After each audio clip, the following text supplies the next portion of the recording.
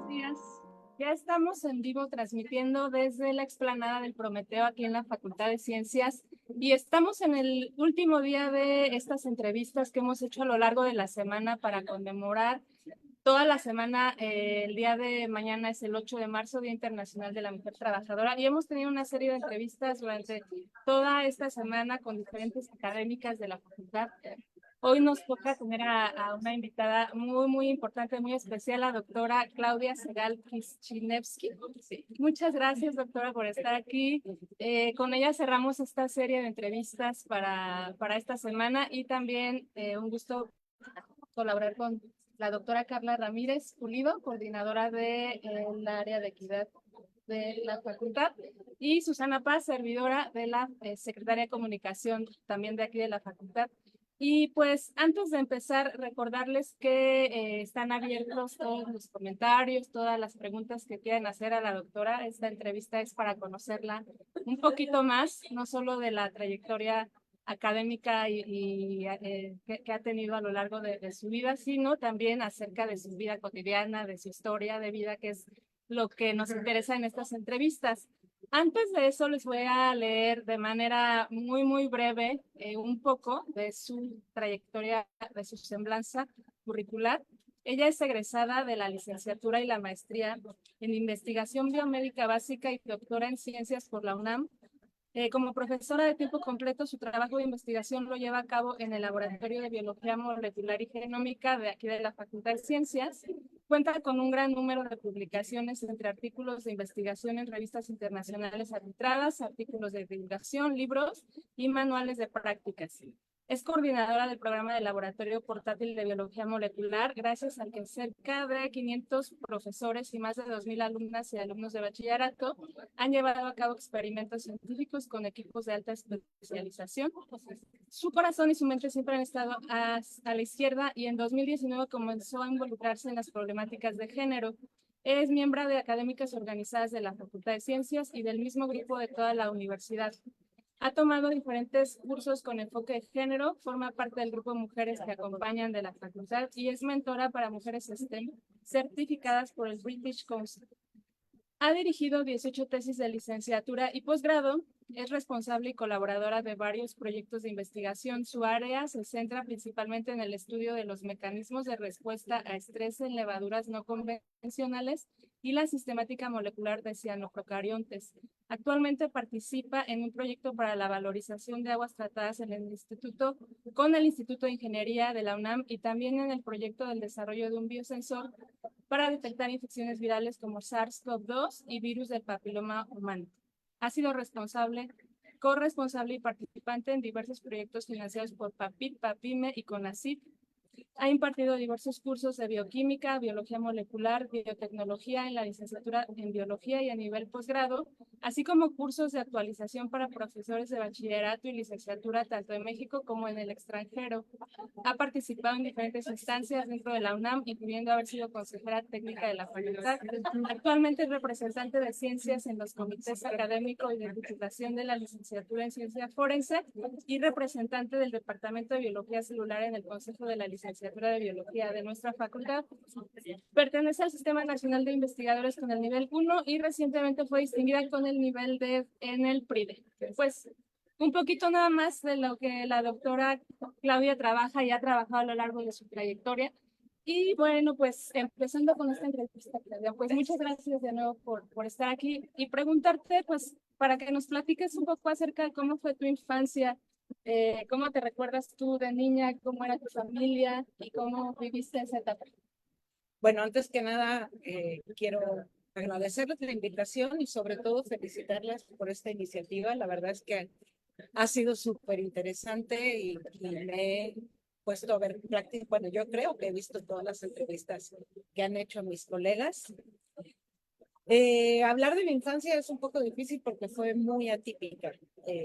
Yo soy exiliada chilena, nací en Chile y era muy chica cuando ocurrió el golpe de Estado. Y entonces pues, nos vimos forzados a venir a México exiliados. Y entonces toda mi infancia se desarrolló pues en un ambiente de este año volvemos, hay que luchar. Además de que mis padres pues sufrían de una frustración tremenda, o sea, ellos se les cayó un sueño violentamente, ¿no? Entonces, pues la etapa de la infancia fue reuniéndome con los chilenos, todos los fines de semana teníamos reuniones de mucho contenido político, éramos pioneros por el socialismo, ¿no? Entonces, pues más que nada eran reuniones de sentido político, juegos habían pocos, bailes folclóricos, ¿no? Historia de Chile, juegos de Chile, bailes de Chile, cantos de Chile, nueva trova, etcétera. Entonces no fue una infancia así como de jugar a las muñecas o al vecino. ¿A los cuántos años sales entonces? Llegué a México con 6 años, o sea, justo cuando empecé la primaria allá, en marzo de 1974, nos vinimos a México. Entonces, como llegué en marzo, ya no tenía sentido entrar a la escuela, y entonces todavía esperé hasta septiembre para iniciar en primero de primaria, pero yo ya no estaba para primero de primaria, entonces al principio la pasé muy mal en la escuela, no entendía lo que quería la profesora que hiciera, en fin, total me hicieron un examen y me iban a pasar a tercero de primaria, pero mi mamá se dijo no, no la adelanten y ya. El segundo, ¿tienes hermanos, hermanas? También es una historia curiosa porque yo tenía un hermano mayor en Chile. Mi mamá era divorciada, de hecho yo fui un intento de reconciliación, yo nunca viví con mi padre biológico. Y entonces, cuando vino el golpe de Estado, pues mi mamá se casó con el que sí es mi papá. Y bueno, él ya estaba asilado, se casó por poder, fue una historia compleja. Y cuando fue a pedirle el permiso para poder salir de Chile a los 2 niños, mi hermano y yo, él dijo, no, uno se queda y quien decide, pues el mayor, y lo compraron con una bicicleta. Y entonces pasé de ser hermana mayor, hermana menor, perdón, a hija única. Vinimos a México y pues transcurridos varios años nació mi hermano aquí en México, entonces pasé a ser hermana mayor. Y muchos años después vino mi hermano a vivir con nosotros y por lo tanto pasé a ser la hermana Sandra. Pasaste por todos los niveles. Exacto. Y todo eso pues sin más familia que esa, ¿no? O sea, éramos solo la familia nuclear. Y entonces, pues todos los tíos chilenos se convirtieron en mi familia y mis compañeros en mis primos. Oye, ¿y desde entonces has regresado a Chile otras veces? Regresé por primera vez en el año 2000, ya con mis 2 hijas. ¿Y fue con tu familia regresar en tu caso? ¿Fue una etapa diferente? Pues fue una etapa diferente porque toda mi familia salió preocupada del golpe de Estado y solo estaba parte de una hermana de mi mamá y su hija y sus hijos son los únicos que vivían en Chile cuando regresamos. Curiosamente me di cuenta de que lo que yo creía que me acordaba no me acordaba de nada más que de la memoria olfativa. Los olores sí fueron algo que me llamaron muchísimo la atención. Muy curioso. Y ya estando aquí en México, bueno, tenías 6 años, cursaste ya pues toda la escuela desde esa edad. ¿Viviste un poquito el cambio? O sea, ¿sí lo sentiste de estar allá y luego ya integrarte aquí a México? ¿Y cómo fue ese proceso escolar? ¿Cómo te iban las clases con las amigas y eso? Pues mira, ya que entendí qué quería decir la profesora cuando me decía, tira esto al bote, que para mí significaba que lanzara eso a que rebotara como una pelota, ¿no? Ya, o sea, ya que empecé a entender el lenguaje, yo creo que me adapté bastante. Siempre fui ñoña en la escuela, fui una muy buena alumna, la verdad. Pasé por muchísimas escuelas públicas y privadas. En las privadas siempre tuve beca, pero me cambiaba mucho de escuela, de casa, muchas mudanzas. O sea, realmente fue hasta los 18 años que además a mi papá le permitieron regresar a Chile, le quitaron la L del pasaporte, que él nos planteó como familia, volvamos. Y mi hermano y yo dijimos, nosotros no. Mi hermana, que era menor de edad todavía, dijo, pues me voy porque me llevan, pero me regreso. Y mi mamá dijo, no, a mis hijos no los vuelvo a perder. Y nos fuimos. ¿no? Oye, Claudia, y ahí cuando ya estabas aquí en la escuela, ¿qué te llamaba la atención? ¿Qué materia dentro de toda la ñoñez que a ti qué escuela era la que más te gustaba? Eh, Quizás en todas te iba muy bien, pero ¿cuál era la que más disfrutabas? ¿Y cómo te pasaron las etapas de la primaria y secundaria Claro. para llegar acá y ser bióloga? ¿Cuál es el- Pues yo iba a ser antropóloga, socióloga, matemática, médico. Ándale. Creo que lo que más me llamó la atención y en lo que más participé fue en teatro. Entonces sí quería estudiar actuación. Me gané premios de mejor actriz del bachillerato en su momento, poniendo además obras muy contestatarias.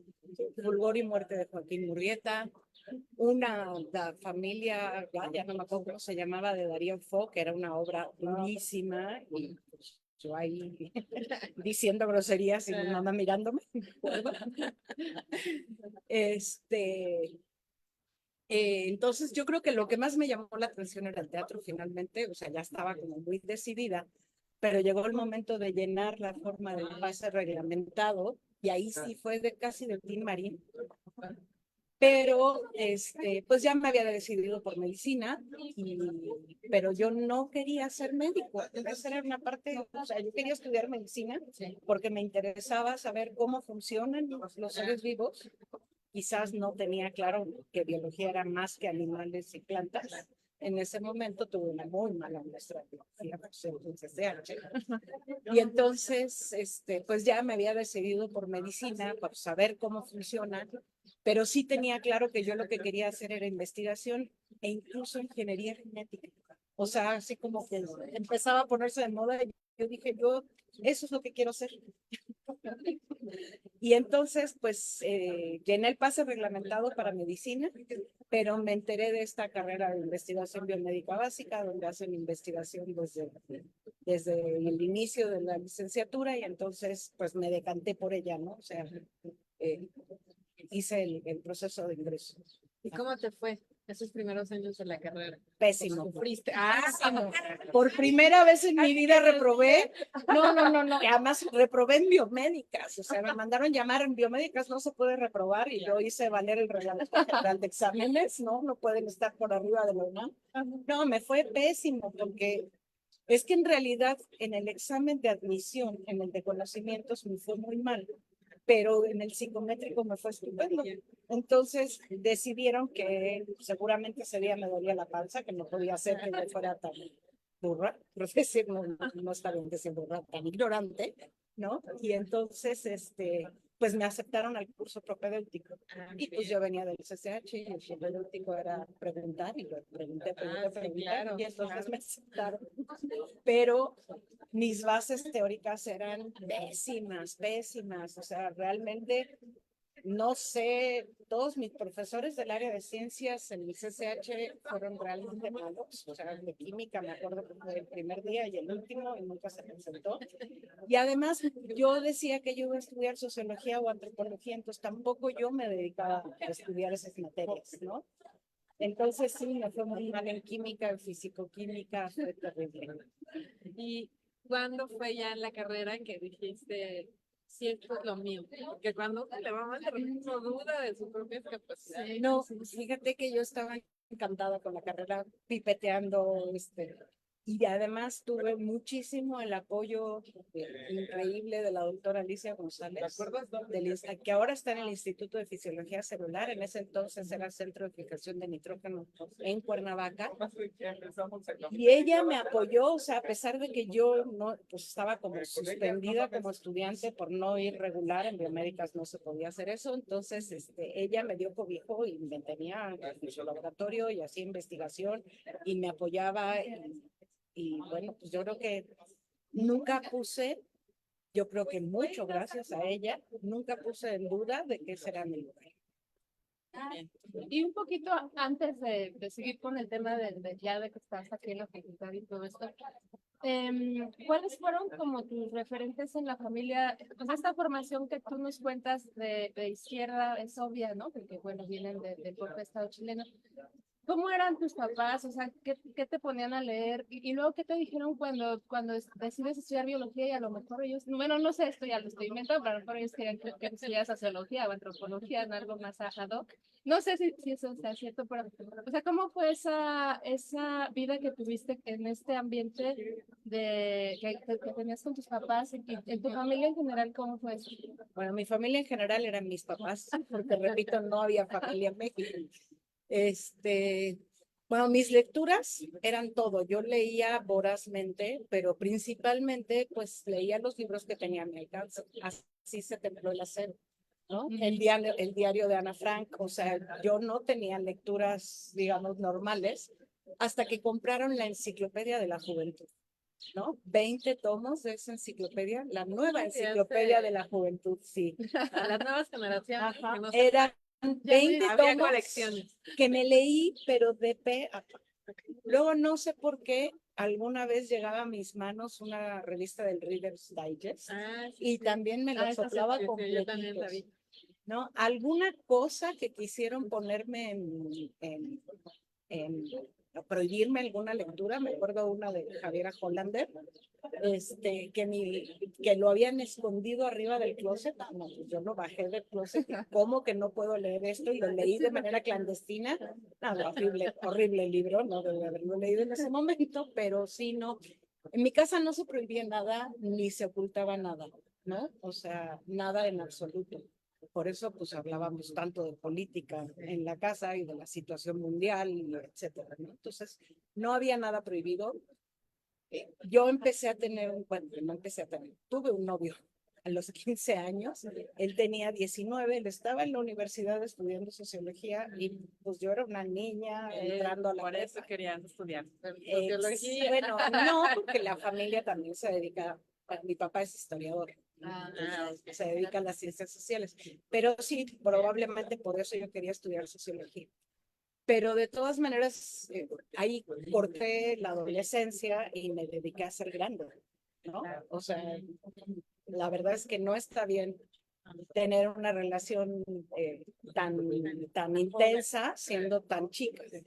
Entonces, pues nada, todo era producto del imperialismo, ¿no? O sea, sí, beber no estaba bien, ir a fiestas no estaba bien, entonces no hice nada de esas cosas porque yo estaba en la lucha proletaria, ¿no? Entonces, mis papás fueron los que me dijeron un día que veían que yo disfrutaba más dentro de mi ñoñez de hacer tareas, porque además como no tenían las clases de química y de biología, porque los profesores no iban, pues que yo disfrutaba más esa área que realmente mis trabajos, que los hacía muy bien además, me acuerdo de un trabajo que hice para historia, increíble, pero que ellos veían como que yo disfrutaba mucho más esta otra área, que por qué no la exploraba un poquito. Y entonces sí me lo hicieron pensar. Pero, pues, digo, cuando me doctoré, siempre decían que yo era el orgullo de su nepotismo. O sea, para ellos fue increíble. ¿Cómo fue el tema de o sea, las dos, tenías una hermana, ¿no? Las dos mujeres, y ¿a ti cómo te tocó eso? Supongo que por lo que nos dices no hubo duda que ustedes iban a estudiar, ¿no? Ustedes iban a tener una carrera universitaria y así. Pero después en ese camino, ¿cómo puedes tú describirnos cómo, si veías o notas algo, había diferencias entre género, los hombres, las mujeres, de tu estancia ya aquí en la facultad, ¿cómo viste eso? Bueno, yo no estudié aquí. O sea, acuérdate que estudié en la licenciatura en institutos. Ajá. Con respecto a mi hermana es 9 años más que yo. Entonces, digamos que en muchos aspectos, pues yo la cuidaba, la procuraba, mi mamá trabajaba, evidentemente. Pero sí, no había duda de que íbamos a estudiar, si era lo natural, vivíamos cerca de la UNAM, ¿no? Yo, bueno, además mi mamá trabajaba en la UNAM, entonces yo recorrí la UNAM desde chica muchas veces. ¿Y cómo era ser mujer? Bueno, yo en una familia de izquierda, pues tengo un papá que se le ha quitado, pero era muy macho.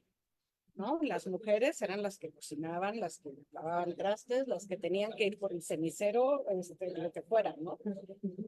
Eso fue, pues siempre fui contestataria y mis peleas con mi papá en la adolescencia fueron tremendas, tremendas, porque yo pues nunca me dejé, digamos, ¿no? Y siempre dije, ¿y por qué no lo hagas tú? ¿No? Ajá, después en la universidad, pues sí, teníamos diferentes fenómenos muy densos y que estaban absolutamente normalizados.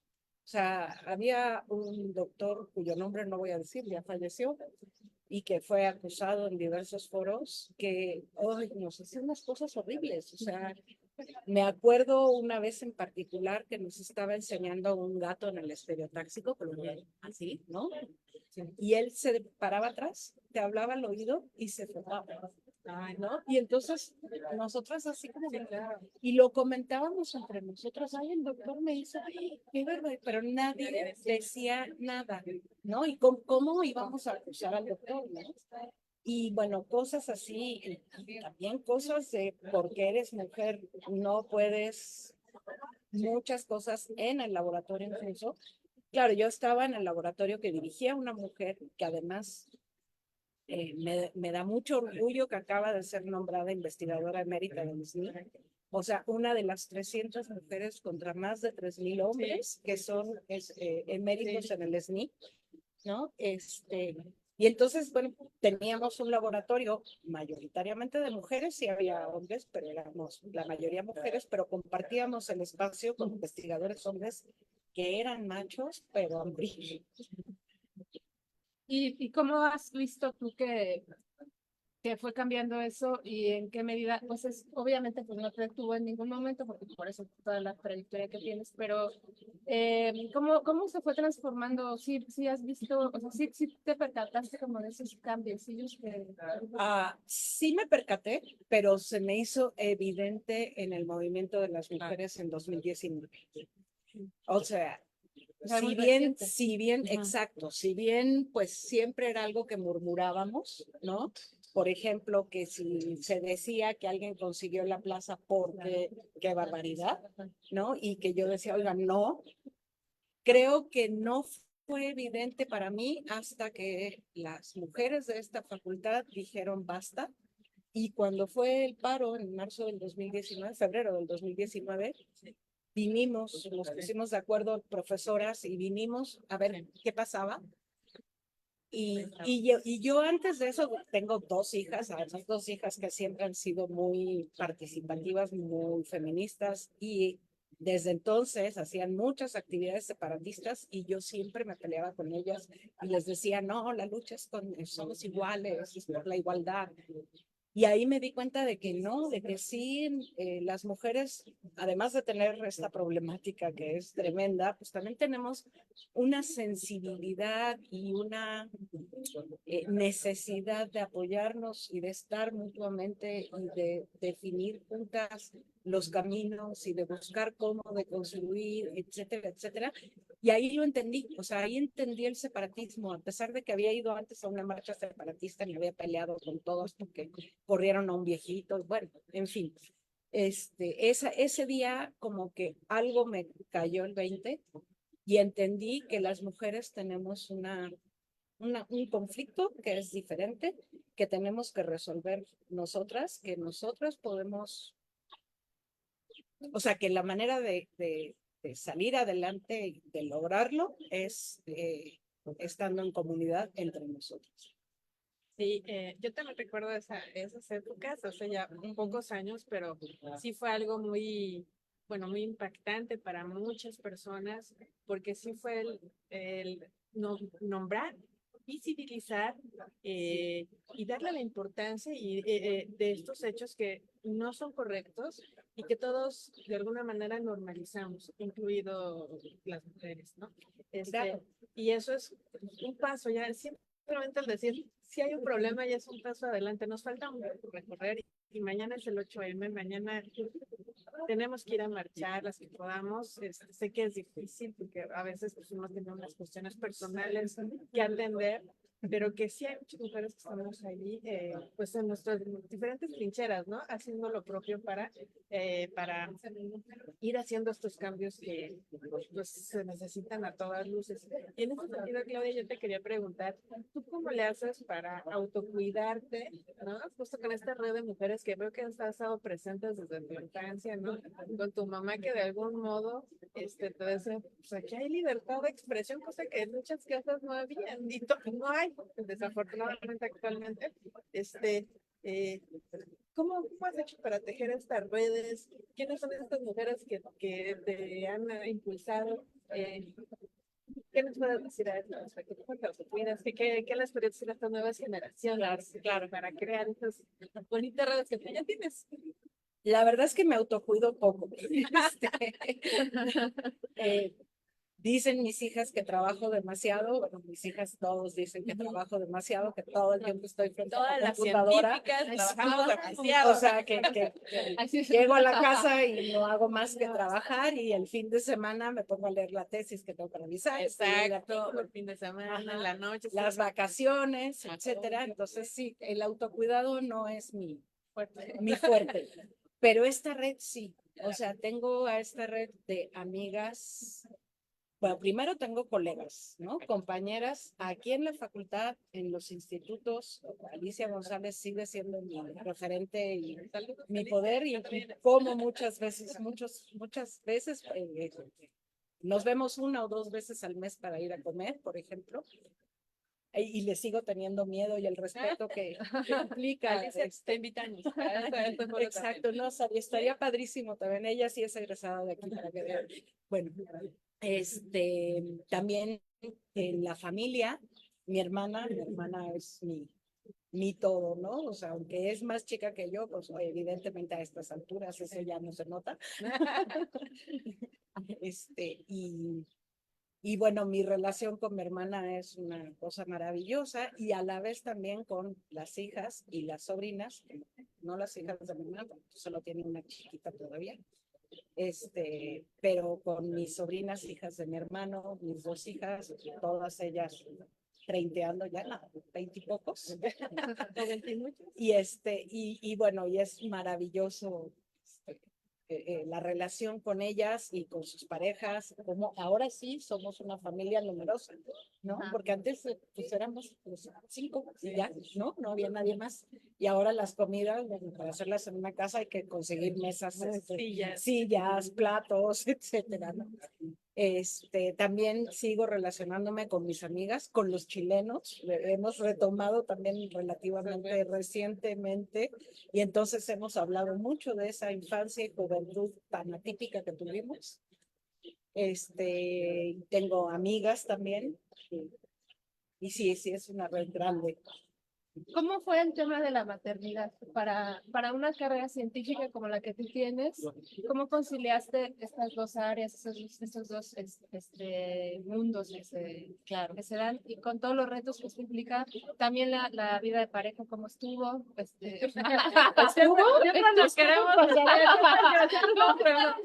para que nos den tips, porque no vas es difícil. También hay una herencia importante con tus hijas, ¿no? Dices, ellas son feministas, profesionistas, ya una generación totalmente ya más adelante. ¿Cómo te fue con la crianza y los retos que implica para llevar al mismo tiempo la carrera científica? Claro, escuchaba la entrevista que le hicieron a Tatiana Fiordelicio y de la culpa. Uy, ¿no? Híjole, pues sí, o sea, todo el tiempo yo tenía la culpa. Tengo una pareja maravillosa, Jaime, pues lo elegí músico. Entonces, al ser músico, pues él tenía ensayos en la noche. Durante pues la etapa de crianza de mis hijas, él se hizo cargo económicamente, o sea, yo tenía mi sueldo aquí en la UNAM, pero era relativamente poco al principio, cuando uno empieza a trabajar, no gana mucho, ¿no?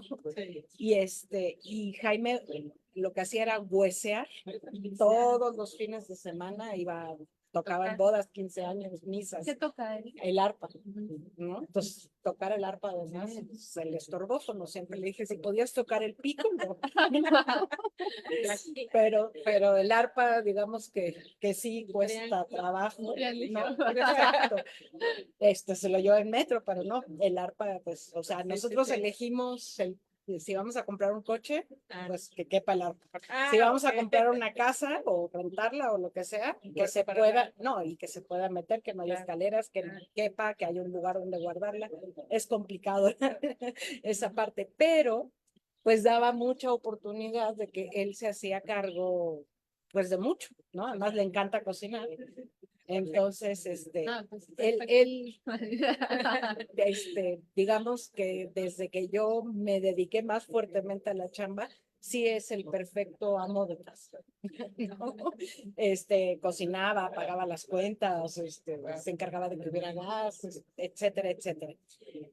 La parte de paternar, pues no le salía tan bien. Yo no sé si es un déficit que tienen los hombres en el cromosoma Y, ¿no? Pero pues la parte de apoyar con las tareas o de ir al médico con ellas, o de ver con quién estaban en la casa, esa como que no se le daba tanto, pero no, no voy a decir un apoyo, compartimos maravillosamente bien el crecimiento de las hijas. ¿Y cómo has visto ahora con estas nuevas generaciones? Justamente esto que acabas de decir es muy importante que los papás, los hijos no ayudan en la casa, comparten o deben de compartir responsabilidades, ¿no? Porque la casa es de todos, ¿no? Así como los trabajos, pues estamos en una comunidad y todos aportamos, no es que yo le ayude, es para que salga el trabajo y el trabajo es de todos. Y ahí también, ¿cómo has visto estos cambios, estas nuevas generaciones o en tu casa, ¿no? Claro. ¿Cómo ves a tus hijas? Si ya están con esta nueva idea de compartimos, porque pues ya ha sido muy diferente, ¿no?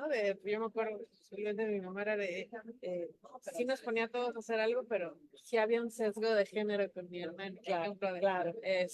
Ha ido cambiando, bueno, mi madre ya falleció, pero sí ha ido cambiando y ya ahora Claro, le entra claro, más. claro. Bueno, con Jaime nada de eso ocurre, o sea, le entra absolutamente, bueno, no es cierto, no le entra todo. Yo digo, por ejemplo, no sabe usar la lavadora. Nunca, nunca se hizo cargo de la lavadora. Pero bueno, siempre. Un área de oportunidad. Exacto, pero él tira la basura. No me gusta tirar la basura. Digo, sé tirar la basura, tiro la basura alguna vez, pero no me gusta tirar la basura. Él lo hace, ¿no? Pero la lavadora siempre me encargué yo. La pandemia nos mostró que no habíamos criado tan bien a las hijas como creíamos. Un candil de la calle, ya sabes, ¿no? Que todos me decían, ay, tus hijas ayudan, son maravillosas, saben hacer todo. La pandemia nos mostró que habían gadgets que uno podía comprar, ¿no? Claro, o sea, pues con la pandemia gastamos mucho menos, entonces compramos lavadora de platos, aspiradora eléctrica, y una serie de cosas, porque entre Jaime y yo no podíamos solos, y las hijas, la verdad, hijas mías, no fueron un gran apoyo. No, sin embargo, ahora que la mayor ya se fue de la casa y ya es ella, la señora, veo que sí aprendió bien, o sea, sí sabe, sí sabe, y igual también con su pareja comparten todas las actividades, no es que él ayude, no, de ninguna manera. Mi mamá sí me decía que Jaime me ayudaba mucho, yo no, mamá, no es que me ayude, porque además mi papá no te ayuda, claro, ¿no? Y acerca de, ya ahora hablando un poquito de la docencia y de la docencia, porque tienes una trayectoria que va muy encaminada a esa. ¿Cuál sería tu mayor pasión, la investigación o la docencia? Hoy las dos. Para mí son una diada inseparable. O sea, no concibo hacer docencia sin hacer investigación, y tampoco concibo hacer únicamente investigación sin dar clase, ¿no? O sea, yo creo que el dar clase me da la oportunidad de mantenerme actualizada en muchos más campos que el detallito del bicho con el que yo trabajo, ¿no? Entonces me entero de lo que pasa en todo el área, de las áreas de conocimiento, y me mantiene el entusiasmo por el conocimiento de todo lo demás, ¿no? Pero a la vez el hacer investigación, pues te planta mucho cómo resolver preguntas, cómo aconsejar al alumnado, etcétera. ¿Y qué es lo que más te gusta de dar clases? Pues la relación con la gente, ¿no? O sea, aún cuando dábamos clase en Zoom, yo creo que lograba hacer clic con el alumnado y poder platicar y que me hagan preguntas académicas y no académicas, ¿no? O sea, el hecho de poder departir, ¿no? Y a lo mejor ellos piensan que yo sé más, ¿no? Y entonces hacen preguntas y muchas veces pues, los ayudo a conducir su propia investigación para resolverlo. Entonces, eso me gusta. ¿Has tenido proyectos que van como de la mano con la responsabilidad social o como con un compromiso social que ahora que nos platicas un poco de tu infancia y de todo esto, como que ya se explica? Para ti, ¿qué es ser una científica y qué implicaciones lleva esto para tu trabajo? ¿Cómo lo reflejas con toda esta formación que tú tienes, con toda esta ideología que tienes? ¿Cómo lo manifiestas? ¿Y cuál es la importancia, ¿no? También para, por ejemplo, este proyecto que tienes de laboratorio portátil, en el que hay como toda una cadena, ¿no? de conocimiento que se da para ahora, bueno, en este caso específico, para los de educación de preparatoria, educación media. ¿Cómo ves esta parte de la importancia de esto? Es que ya Bueno, yo sí critico bastante a los investigadores de los institutos que están en su torre de cristal donde hacen investigación. Yo creo que sí tenemos que retribuir a la sociedad.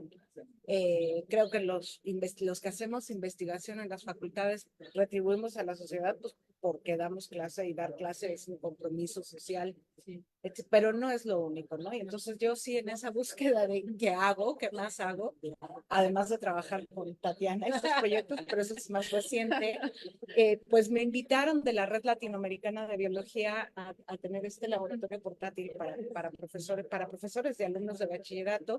Desde el año 2012, ¿no? Se consiguió un apoyo económico de la Wellcome Trust y se compró equipo de alta especialidad para actualizar a los profesores, que aprendieran a usarlos y que a su vez ellos lo llevaran a los planteles de bachillerato. Y en este proyecto, como decía la asambleísta que me diste, pues ya llevamos más de 500 profesores y 3,000 estudiantes de bachillerato que han tenido este curso, este taller, ¿no? En el que sin que sean, la intención no es llevarlo a los estudiantes que van a venir aquí a estudiar biología o van a ir a estudiar medicina, o sea, no queremos que lo hagan los de área, sino todos los estudiantes, los que van a estudiar sociología o periodismo o no van a estudiar, que tengan la oportunidad de conocer el pensamiento científico de ser a través del desarrollo de estos experimentos, ¿no? Que es un poco utilizando la técnica pedagógica de enseñanza de la ciencia basada en la indagación. Entonces ellos solitos tienen que conducir la discusión, por ejemplo, a cómo reconocer a un culpable en una escena del crimen supuesta, ¿no? Y entonces hacen los experimentos necesarios para identificar quién fue el culpable, ¿no? Etcétera. Entonces es un proyecto súper bonito que ha sido difícil porque implica también mucho compromiso para los profesores de bachillerato, porque no es que nosotros les resolvemos todo, les resolvemos mucho, pero no todo. Realmente ellos son los que lo tienen que cumplir en su plantel. Y también ha sido difícil el financiamiento, ¿no? Porque la idea era que los planteles financiaran, no hay manera. Entonces nosotros tenemos que conseguir el dinero para poder seguir haciendo. Y hablando de eso, de la investigación y la docencia y todos los proyectos que tienes, en retrospectiva, ¿cuál ha sido el más o los más emblemáticos, los que más te ha dejado algo a ti como persona? ¿Qué proyectos han sido los que tienen que ver con investigación de punta, con personas, con darle algo a la comunidad, a la sociedad? No, pues definitivamente sí es el laboratorio portátil. El laboratorio portátil me ha dado oportunidad de conocer todos los planteles de bachillerato de la Ciudad de México, bueno, no todos los planteles, pero de la UNAM todos y pues muchos colegios de bachilleres, colegios privados. Hemos tenido un recorrido largo en diferentes planteles, pero además se ha ido a diferentes estados y además se ha ido, fuimos a impartir el curso a Guatemala 2 veces. Una vez a Costa Rica, también he ido a Chile varias veces con este proyecto. Y además, pues la Red Latinoamericana de Biología es un grupo de científicos latinoamericanos con los que también me ha permitido contactarme. Entonces, creo que lo que más me ha dejado para mi formación y como persona ha sido el Laboratorio Portátil de Biología Molecular. Y es padrísimo. Se oye muy interesante. Y si pudieras decirle algo a la Claudia chiquita antes de salir de Chile, o ahora esa no me acuerdo nada. Bueno, a la última que te acuerdas de chiquita, ¿qué le dirías para que fuera, no se preocupara tanto, estuviera un poco más relax? ¿Qué le dirías a esa niña? Juega. Juega, sí. Sí, yo creo que eso me faltó jugar. Me faltó jugar. Jugar. Ajá, pero algo que no comenté y que creo que es importante para mí, la vocación se hace. No es que, como dije yo, no es que quería yo estudiar biología desde chiquita, yo quería de hecho ser actriz. Yo creo que en cualquiera de esos, o sea, tenía yo muy claro lo que no quería. No quería derecho, no quería contabilidad, no quería odontología. Todas las demás me gustaban. Y creo que finalmente, pues con ganas, no quiero decir con ganas, pero que finalmente uno le puede encontrar el gusto a cualquier actividad que desarrolle, si es un privilegiado y tiene esa oportunidad, ¿no? Porque probablemente si tuviera yo que picar un botón todos los días, 8 horas al día, no hay ni oportunidad ni privilegio, ¿no? Pero en nuestra posición, finalmente yo creo que le podemos encontrar el gusto y la pasión a cualquiera.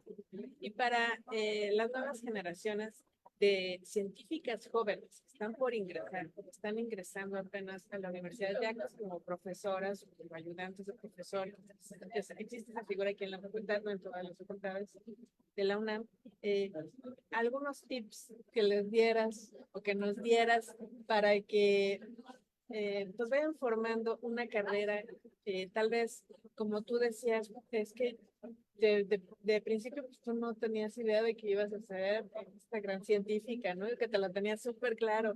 Tu casa era, pues más bien de debate, de cosas sociales. No todos tenemos ese camino como de nuestros papás científicos y ya estaba todo dicho y teníamos todos los medios. Y hay muchas maneras de llegar a la ciencia. Es parte del objetivo de estas entrevistas, que la gente, entre también profesores, pero también las nuevas generaciones, ven que no hay un único camino y que no todos tenemos estos papás que a veces pues sí son un apoyo y son preferentes, porque hay muchas formas de llegar antes a contracorriente hasta con la familia, ¿no? Es que ¿por qué vas a estudiar eso? Bueno, me dijeron es que eso es de hombres, y yo de, ¿cómo, no? ¿Qué les dirías? ¿Cuáles serían los tips que pongamos atención? Y también si quieren formar una familia o no, si quieren maternar o no. ¿Qué es? Y paternar también se vale, ¿no? Decir yo no quiero, ¿no? ¿Cuáles serían estos consejos, tips básicos que deberíamos de foco rojo poner atención? Pues es difícil decirlo. Si quieren ser científicas, eso es que se quieren dedicar a la academia, científicas o científicas. Si se quieren dedicar a la academia, no hay de otra que ser licenciatura, maestría, doctorado y 80 postdoctorados. Y luego, cuando por fin haces los 80 postdoctorados, ya no tienes edad para ser contratado. O sea, en este momento, en este país, no es algo que yo diga, sí, está facilísimo. No, el riesgo de quedarte sin Trabajo empleo sí es altísimo, ¿no? Estudiar tanto para que llegues a un empleo y te digan estás sobrecalificado. Sí, tiene un costo es muy alto, es muy, muy alto. Entonces, si se quieren dedicar a la academia, tienen que ser, pues, porque quieren, no como alternativa de así voy a vivir, porque es bien difícil, casi que tienes que matar a un investigador para... y aún No, por así favor, no cierran lo las hagas. plazas. No, y aún así muchas plazas, muchas veces cierran la ni plaza, siquiera. ¿no? También estar dispuesto a irse a vivir fuera de la Ciudad de México. Sí. O sea, hay universidades en las Sí. principales ciudades del país e incluso en muchos pueblos. Sí. Hay instalaciones universitarias, pero pues somos bien centralizados. Sí. Bueno, y también el país está muy País. centralizado, ¿no? Entonces todo está aquí o en Guadalajara o en Monterrey o como mucho en Mérida, ¿no? Sí. Pero nadie está dispuesto a irse a un pueblo y también lo requiere este país, ¿no? O sea, así como requiere que haya médicos en los pueblos de la sierra, también requiere que haya investigadores en pues, institutos de la sierra, ¿no? Y pues no estamos dispuestos a hacerlo. Yo creo que llevar educación, llevar investigación a esas instituciones que además la infraestructura ya medio está, sería algo muy importante. Entonces, si están dispuestos, o sea, empleo, trabajo hay. Remuneración, no lo sé, hay que picar piedra. Tenemos que cambiar esa ideología centralista y lograr llevar el conocimiento y la investigación y el desarrollo a otros lugares. Pues eso que nos estás contando justamente es una pregunta de aquí del público. Dice, ¿qué opinas de las futuras generaciones de biólogos en su futuro laboral? ¿Encontrarán fuentes de trabajo? Pues fuentes de trabajo hay, o sea, ¿qué hacer? Hay mucho por hacer, Sí. ¿no? Y pues lo primero que tenemos que impulsar es que el resolver todos esos problemas que tiene nuestro país Sí. también se convierta en fuente de empleo y haya una remuneración por hacerlo, ¿no? Que se conviertan en un medio de vida. Ninguno entra a la Facultad de Ciencias con la idea de hacerse millonario. No. Bueno, a lo mejor los actuarios. pero, Ojalá que sí, pero ojalá no, que o les vaya sea, muy bien. y este camino además no es productor de dinero, o sea, No. que desarrolles 1000 patentes y hagas 1000 inventos, el dinero es de la UNAM, no es Claro. tuyo. Entonces no es un camino para hacerse millonario, pero sí tenemos que encontrar la forma, pues, hacer un cambio estructural en el modo de producción en este país Sí. para conseguir que todas estas formas de generar conocimiento que van a llevar apoyo al confín más recóndito, ¿no? Produzca también cubrir las necesidades de quien lo hace. O sea, me estoy oyendo muy marxista, ¿no? Pero a cada quien según sus necesidades. Sí. Pues saludamos a Alicia Cervantes, que está viendo el programa. Manda saludos a la doctora Claudia. Ale Picasso pregunta, buen día, excelente entrevista. ¿Cómo ha sido gestionar su vida siendo madre y una gran científica, sobre todo para gestionar su tiempo? Como les dije, fue difícil, fue muy compartido y con mucha culpa. Hasta la fecha a veces se me olvidan cosas que pasaron en la niñez o juventud de mis hijas y me siento culpable, con mucha culpa. Oye, Claudia, ya estamos por terminar esta entrevista, nos ha pasado rapidísimo el tiempo. Unas últimas palabras que nos queremos para redondear ya esta entrevista, que nos digas ahora en torno al 8M y de algo tuyo particular que quieras expresarnos y dejarnos en la comunidad de la UNAM, porque esto se va a quedar grabado en YouTube. Bueno, en el marco del 8M, les dije a mis alumnas, bueno, doy clase mañana, justamente no la voy a dar, la vamos a suspender. Les dije, este semestre por primera vez en mucho tiempo estoy pasando lista, nunca más bien, no es primera vez en mi vida que estoy pasando lista, y les dije que el pase de lista, por lo menos para las mujeres, es una foto desde la marcha. Supongo que no va a ser cierto, pero eso les dije. Pero creo que dentro de lo posible todas debemos ir ahí, manifestarnos ahí, rayar paredes, no lo sé, no necesariamente, no estoy muy convencida, aunque por supuesto que me importa más una mujer que una pared, ¿no? Pero vayamos a manifestarnos dentro de lo posible en paz, ¿no? Porque si no, no vamos a lograr mucho. Y sé lo que quiero hacer, creo que es el principal consejo de vida que uno puede dar es, ¿no? Haz lo que tú quieres hacer, pero hazlo bien. Pues muchas gracias, Claudia, por esta entrevista. Que, bueno, estamos cerrando este ciclo de entrevistas con Claudia.